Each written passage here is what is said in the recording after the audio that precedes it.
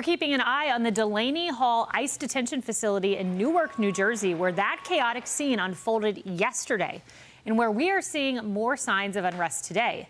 State Democrats say they're coming back today after they spent their Memorial Day weekend with masked protesters clashing with law enforcement. Hello, everyone. This is Outnumbered. I'm Kayleigh McEnany, and joining us today, Alicia Acuna, Fox News senior correspondent, Kayleigh McGee-White, Fox News contributor, Kennedy, host of the Kennedy Saves the World podcast, and Tom Shillue, Fox Nation host and Fox News contributor. Now, here's a look at the chaos that unfolded outside Delaney Hall today. Shame on you! Step back! Back up! And we should be ashamed! Back up! You're not ashamed! I know the best lawyers! Congresswoman LaMonica McIver, who was charged with assaulting a federal officer during a similar stunt at Delaney Hall last year, was there. She posted yesterday, "I am back at Delaney Hall with members of our New Jersey delegation and Governor Sherrill. I'm talking to advocates and families, inspecting the facility and demanding justice. We've seen the inhumane conditions, heard reports of abuse, and there's one right option: shut down Delaney Hall." Meanwhile, DHS Secretary Markwayne Mullin dismissed the protest as nothing more than a political stunt by New Jersey sanctuary politicians for fundraising clicks. There is no hunger strike at Delaney Hall. New Jersey sanctuary politicians chose to spend their Memorial Day weekend swearing ICE officers. They should be thanking our law enforcement for removing these murderers, pedophiles, rapists, and drug traffickers from their state. And Governor Mikey Sherrill and Senator Andy Kim say the whole site should be closed. Because this type of facility shows exactly why we should not have private mass detention facilities. They were raising not just concerns about the conditions, but about how they are intentionally not being given access to the courts, that this is a farce of a system. The only farce is this stunt, Kennedy, and I say that because they're advocating for the rights of prisoners, many of whom have committed crimes. But where were they 2 years ago when there were reports all across Biden detention facilities, emergency intake facilities, about young immigrant children in these facilities? Let me just pull one up. This is from a migrant child who was at Fort Bliss detention facility. Many times I have been given chicken that was bloody and raw. I remember that during one meal, my friend was given chicken that still had feathers in it, and she had to pull out the feathers. That was a 13-year-old from Honduras. They didn't protest for these kids. Ew, hantavirus.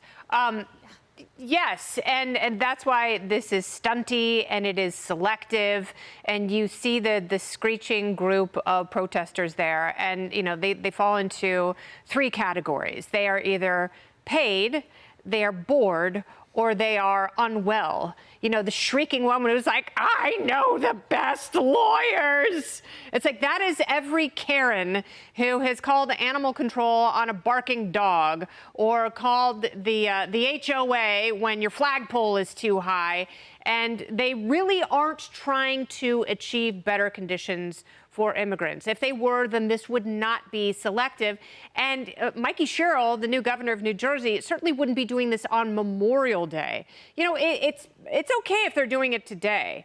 And, these things can all be kind of true at the same time. Like, there may be some questionable conditions, and that may be the purview of some of the people in Congress or the senators from New Jersey, the U.S. senators.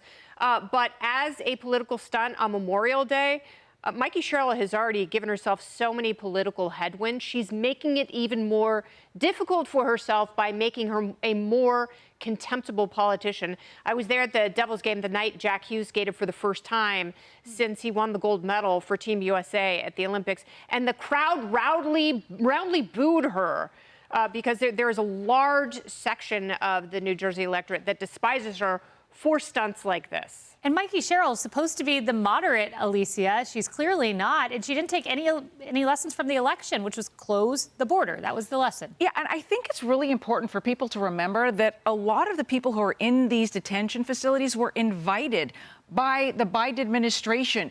Come to our borders. They didn't care exactly how they got here. Under the Trump administration, the policy is clear. If you come here illegally, your existence is going to be uncomfortable, if not impossible. And I want to point out an article that the Denver Post had this week, and I thought it was really interesting. The headline, with no options left, a Venezuelan family living in Colorado walks into ICE custody seeking to go back home. So they followed this mother of 3 boys. Her husband was deported back to Venezuela shortly after she found out that she was pregnant. She tried to do it on her own with some assistance and didn't have any luck. So eventually she said, okay, I don't want my child to be born here.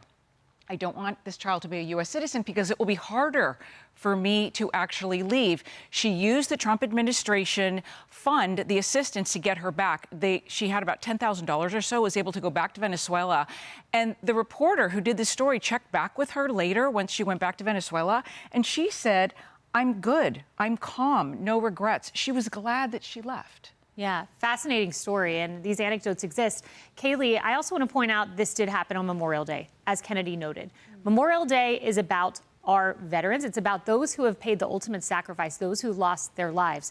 And there was a beautiful moment. It was on X, and this woman, her name was Cheryl Ann, said she wanted a long shot to have someone go take a picture of her husband's grave at Arlington. She gave the plot number, the grave number. And here's what happened in response. Tulsi Gabbard showed up. It was an honor to visit your husband's grave today on your behalf. So many others did too. This is Memorial Day, not protesting at an ICE facility. Yeah, the replies in that thread were just incredible to scroll through and see all of the pictures of people who went out of their way to go and visit that gravesite. And her response was so grateful that they would take the time to go do that and to honor her husband in that way. But I don't think that the timing of this was a coincidence. I don't think that it's a coincidence that they decided to do these displays and these riots on Memorial Day, because Memorial Day is a time for coming together in our nation. It's a time where we can actually leave division behind and celebrate the values and the virtues that make America the absolute greatest nation in the entire world. The left is incapable of doing that, though. They only have division. So anytime there's an opportunity for them to foment more division and foment more rage and resentment, that's exactly what they're going to do. And Democratic politicians own this. You know, Mikey Sherrill, she could have gone and spent time with some of the families in New Jersey who lost their loved ones in service to this nation. Instead, she decided to go protest ICE on Memorial Day. She could have just stayed at home and done nothing, actually. That would have been better than doing whatever it was that she decided to do. So they own this, and they're doing it on purpose because they believe they can politically benefit from it. And what does that say about the state of the Democratic Party? That the only way that you think that you can actually win politically is by fueling the absolute worst emotions in human beings. I think that says a lot about the state of the Democratic Party. Absolutely. And you teed this up perfectly, because if you went over to Minnesota, here's what they were doing. We have Tim Walz here. You can see him here. He's dancing at a George Floyd moment. He also, I would note, he did go to a Memorial Day ceremony, but then he went to this George Floyd Day of Recognition, I guess you would call it. Jacob Frey had a similar post. Division on a day that is about unity. It's amazing. And, you know, I would add to what Mark Wayne Mullins said. He said that, you know, they're doing this, the agitation, the chaos is all about getting in the press, obviously, and fundraising. I would agree with all that. But, you know, it's also about, sadly, they want people to get hurt. They like when people get hurt. That's why we say there's chaos out there. Why is there chaos? Why are they allowing the chaos to happen? The thing is, they want the chaos. They actually take advantage of people on their own quote-unquote side getting hurt, like they did when people lost their lives in the other ICE protests. They actually use this. So that is the real sad thing about it. How about a moment of agreement with someone, I don't know who the leftist was, who said it's time we close these facilities. I agree with you. We should close the facilities after they've done their job.